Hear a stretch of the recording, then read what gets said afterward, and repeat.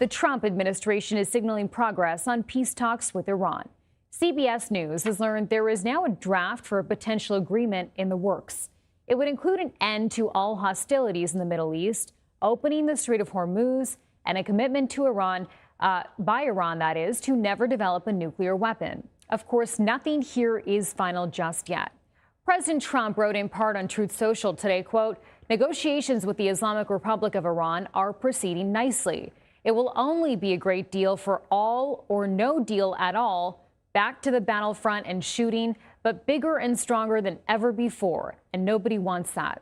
Secretary of State Marco Rubio was asked about the talks during an ongoing diplomatic trip to India. As the president said, he's not in a hurry. He's not going to make a bad deal. I mean, the president's not going to make a bad agreement. So let's see what happens. We're going to give diplomacy every chance to succeed before we explore the alternatives. Meanwhile, the president is honoring America's fallen troops on this Memorial Day. He took part in a wreath-laying ceremony at the Tomb of the Unknown Soldier at the Arlington National Cemetery today, alongside Vice President J.D. Vance and Defense Secretary Pete Hegseth. Later, during remarks at the cemetery, he also addressed the 13 service members who were killed in the war with Iran. In Operation Epic Fury, we lost 13 wonderful souls, wonderful, special people. These incredible men and women gave their lives to ensure that the world's #1 state sponsor of terror will never have a nuclear weapon. Oh, and they won't. They will never have a nuclear weapon. And CBS News congressional correspondent Nikole Killion joins me now from the White House with more on this. So, Nikole, where are we right now with a possible deal?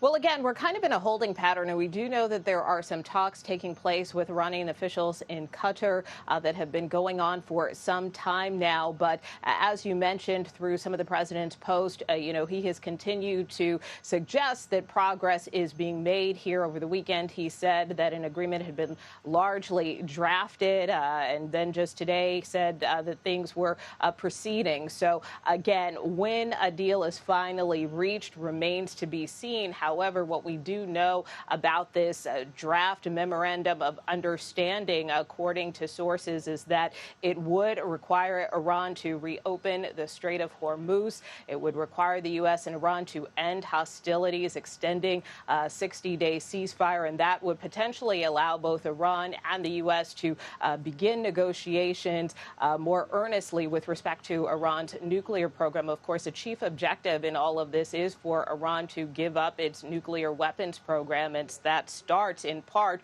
with it also disposing of its enriched uranium. Now, a U.S. official had said just yesterday that Iran had agreed in principle to do that. It was just more a matter of the mechanism, the how, in terms of how it would accomplish that. But today, Iran's foreign ministry, a spokesperson for Iran's foreign ministry, said that right now they are simply focused on ending the war and that they are not in a position right now to address the nuclear issue, and therefore a deal is not imminent. Chanel. And Nikole, what are lawmakers saying about this, particularly Republicans, because we are seeing some criticism from within the president's own party?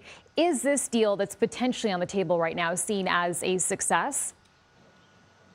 Well, I think it's too soon to say because we don't know exactly what the deal is just yet, nor has one been agreed to. But based on some of those tenets that I just outlined, there are some lawmakers who are supportive, like Speaker Mike Johnson, who believes, for instance, if you can reopen the Strait of Hormuz, of course, that would help ease some of the global oil supply and hopefully eventually bring prices down when it comes to gas and oil prices. But on the other hand, you have other, conservative hawks who are concerned about how the Trump administration deals with this nuclear issue, that should be first and foremost, that we shouldn't let Iran off with respect to that issue. So that was the source of some of the criticism. In fact, the president's former Secretary of State, Mike Pompeo, said that it was not remotely America first. The White House very critical of that post, and the president critical of the criticism that he's gotten behind this, calling his detractors, quote, losers. Chanel. Okay, Nikole Killion at the White House, thank you. And for more on the Iranian perspective, CBS News senior foreign correspondent Imtiaz Tyab is in Tel Aviv. Well, over the weekend, it really felt as if a deal was imminent, that we could see something within 24 hours. But that seems to have really slowed down a little bit. And it's really coming from the Iranian side. And there is a reason for it. We have some reporting from our very own Jennifer Jacobs, who has been told by a U.S. official that it's become somewhat frustrating for the administration because of the slow nature of the responses that they've been receiving from the Iranian leadership. But that really has to do with the supreme leader, Mujtaba Khamenei. You remember his father, the late Ayatollah Ali Khamenei, was assassinated on the very first day of the war between the U.S. Israel and Iran. His son, Mujtaba, of course, was installed a short while later, but we haven't seen from him and we haven't heard from him publicly since then. Now, we have had some statements that have been read out on Iranian state TV, and that's about it. He's effectively being underground. And so what that reporting has found is that effectively there is a system in place in which Mujtaba Khamenei is essentially given information through a network of couriers in this undisclosed location. And it also means that for him to respond requires that very same network to provide it to the Iranian negotiators. And that is why the slow pace is moving. Still, from our own sources inside Iran, it does appear that the supreme leader at this stage seems to be responding relatively positively to the nature of these negotiations. President Trump saying a deal is 95% there.